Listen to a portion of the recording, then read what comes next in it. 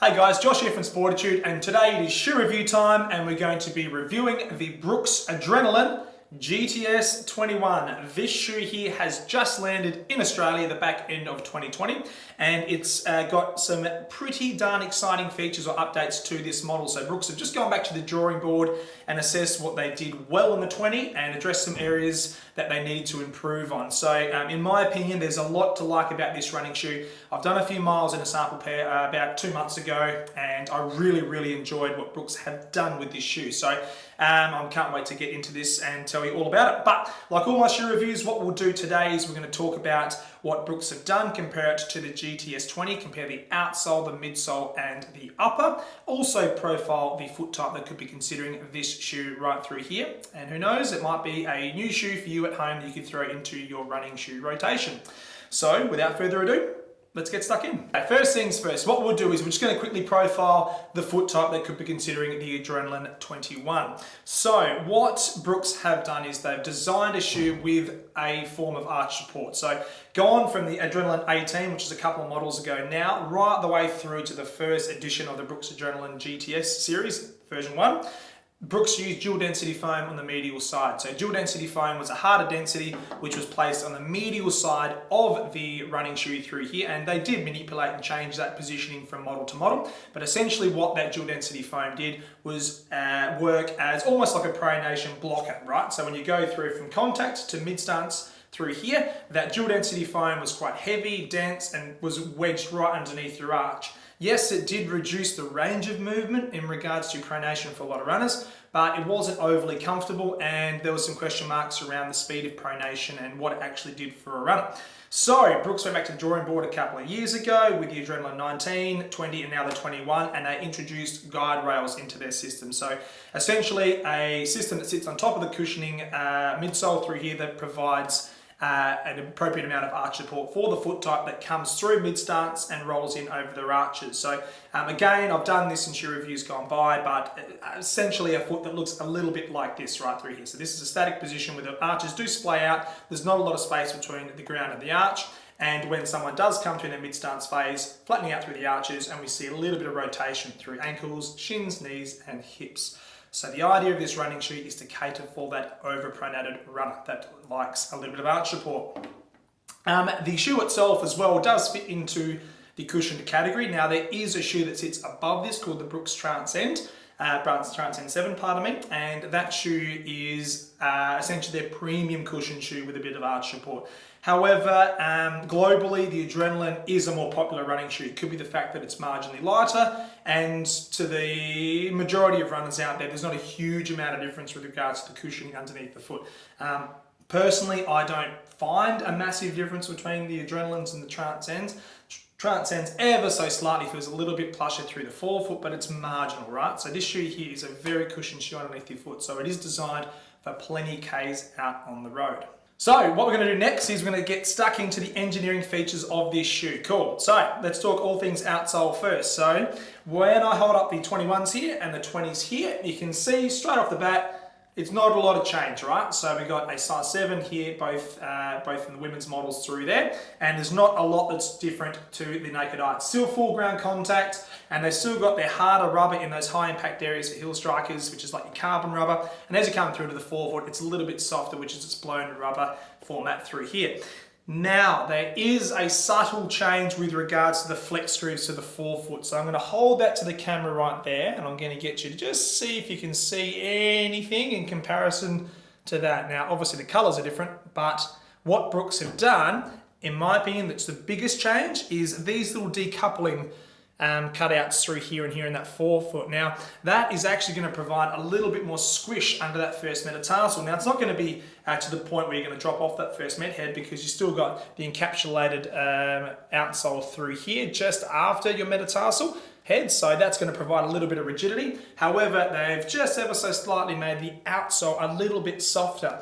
And that's more to do with the change in the midsole. Now we get stuck into the midsole right now because the biggest change in this running shoe comes in the introduction of DNA loft the whole way through to the forefoot. So in last year's model, you can see it's actually identified by where Brooks glued it into their midsole. So you can see through here all those little dotted lines or dotted markers through there, that is from here right around to the base, that lateral side of your heel. That's the DNA Loft cushioning system, and it was strategically placed for that first point of contact on the ground with the heel striker.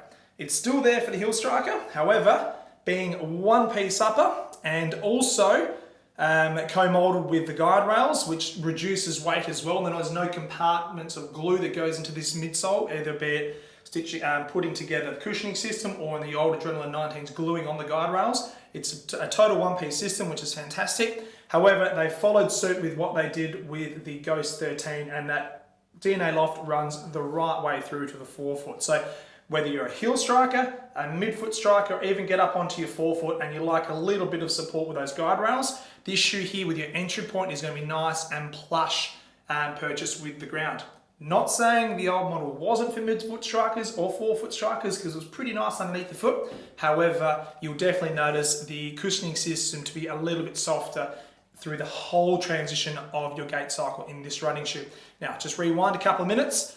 A bit softer on the medial side with the outsole, and that's more to get some continuity going with a slightly softer setup of the lateral side of the midsole. So you've got to get that nice even balance with this running shoe, which is what Brooks has achieved in the execution of the midsole and outsole. Also touching on the midsole, we need to focus on the heel to toe drop. We're talking 12mm offset with men's and women's.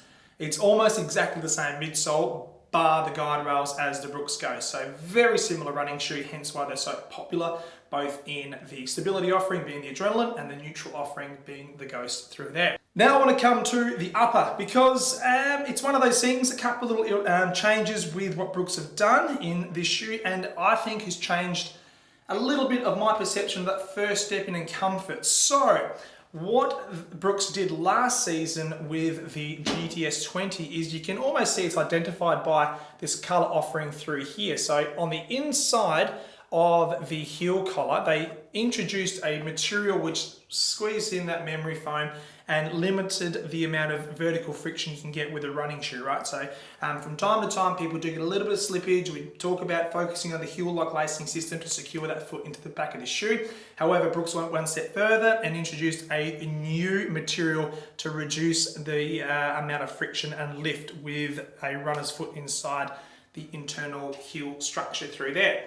They have gone away from that with the next model. However, the memory foam is a little bit softer, and it's almost come towards more of a V shape. So what they have done by doing that is they're going to get that same effect. We're going to minimize vertical friction by offering a little bit more foam on the instep, and also just coming in a little bit more towards a pinching V shape. So the lower Achilles insertion, you'll get a more sort of customized, snug, secure fit around almost that insertion point through here to your heel. So it's a nice fit. I actually prefer it. I really liked what Brooks did with this model. I thought it was a great initiative, throwing in a new material to reduce the friction. However, the first step in, fit and feel, I really liked what they did with the back of that heel counter. It was really comfortable. Talking heel counters, it is an internal structure, no different than last year. We've got a plastic wedge that sits in and around the internal lining of that shoe, so you get nice grab and support for that structure when you come down and make first purchase to the ground, so you can get a nice amount of support up top. As you're coming through to the midfoot region through here, there's been an ever so slight change with regards to the position of overlays. So you can look at the old GTS 23 here, you can see that strap that goes from the midsole up to the laces and from the back heel across to here. So that was placed on the medial side of this running shoe's upper to just provide a bit more of a hug up around that arch.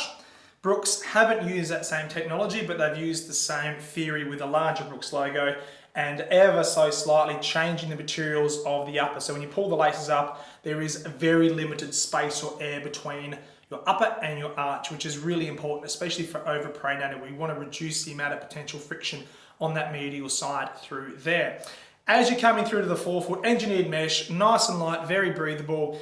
Brooks, in my opinion, have made probably some of the best uppers over the last few seasons. Not biased by any stretch of the imagination, but I really do like the effort that Brooks do go to with every aspect of their running shoes, and it's probably why they are number one in run, especially in the US as a brand, and certainly trending that way here in Australia as well. So they're a very popular running brand, not only in stores, but with podiatry referrals and just general word of mouth. Brooks as a brand is taking off, and it's really to do with the fact that every year they're making subtle changes and the execution across every aspect is on point. And that is exactly what they've done with the upper. Very strong, but very breathable, light construction up top as well.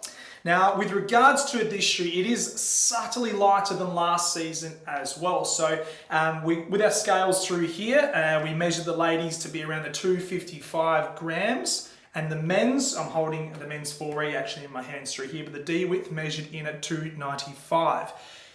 Which is essentially 5 grams different on last year. So the GTS 20 was 300 and now the 21 is 295. So 5 gram drop, which is fabulous. And in the ladies, it was in and around 10 grams. So it was mid 260s with the GTS 20. So when a brand can make a shoe lighter and improve the cushioning and overall support, they're certainly ticking a lot of boxes in my opinion through there. So while we're talking just quickly on the upper as well, in addition is we need to just touch on the widths, right? So we got in the ladies 4 widths on offer. We have a 2A, which is narrow, a B standard, a D, which is wide, and a 2E for the extra width, which is fabulous. In the men's, we've got a B narrow, a D standard, 2E, which is a little bit wider, and then we have a 4E, which is the extra wide width as well, which is fabulous. So again, touching on widths, I call it out in videos gone by, but when a brand is actually investing money in making widths in key running shoes, they care. They care about what their product does, and they care about getting their product on the right foot shapes. And especially running stores, you should be carrying as many widths as you possibly can in your gun shoes, and that's exactly what we do here at Sportitude Running. Okay, there you have it, guys. That is my take on the GTS 21. I love what Brooks have done with this running shoe. The biggest changes, just to go over, is the midsole, the DNA loft, the whole way through to the forefoot. So your entry point for a heel, a midfoot runner, or even a forefoot runner in this shoe is going to be nice and consistent and plush underneath your foot. And then a really stable transition right through to your release point as well. Brooks are certainly making a lot of noise in the market, and this shoe is no exception. If you've got any questions or comments on this shoe, please drop it in the comments field below. If you've been a GTS wearer before, I'd love to hear your feedback, and if you've even tried the 21s, let us know how you have gone with that running shoe. If you haven't subscribed to our channel, please hit the red button down below. We'll continue to work on as much running shoe content as we possibly can to give you all the information you need at home to hopefully make those running shoe choices just that little bit easier. Until next time, guys, stay safe, be kind to each other, and happy running. We'll see you soon.